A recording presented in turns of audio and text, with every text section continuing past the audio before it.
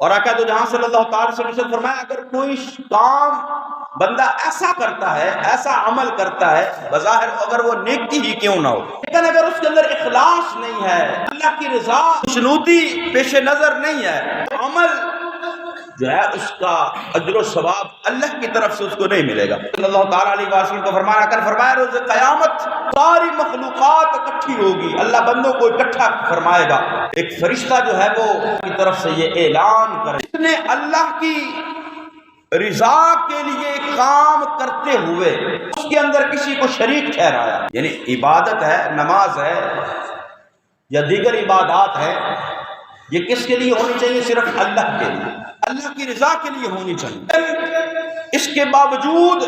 اس کے اندر ریاکاری دکھلاوا آ جائے، لوگوں کے اندر جو ہے وہ چوری ہو، لوگوں کے اندر میری واہ واہ ہو، اگر فرمایا فرشتہ اللہ کی طرف سے یہ اعلان کرے گا اس نے اللہ کی رضا کے لیے کام تھا اس کے اندر کسی کو شریک ٹھہرایا، صرف اللہ کی رضا کے لیے کام نہیں کیا،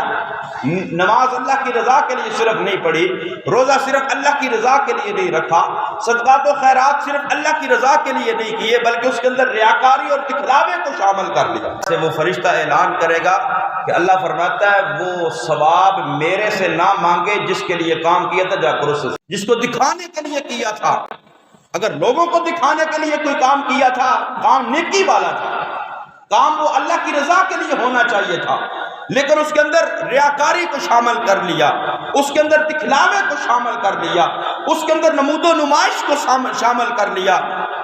اللہ کے محبوب نے فرمایا وہ فرشتہ اللہ کی طرف سے اعلان کرے گا کہ اللہ فرما رہا میری بارگاہ سے اس کو ثواب نہیں ملے گا، جس کے لیے کیا جا کر اس سے ثواب طلب کرے۔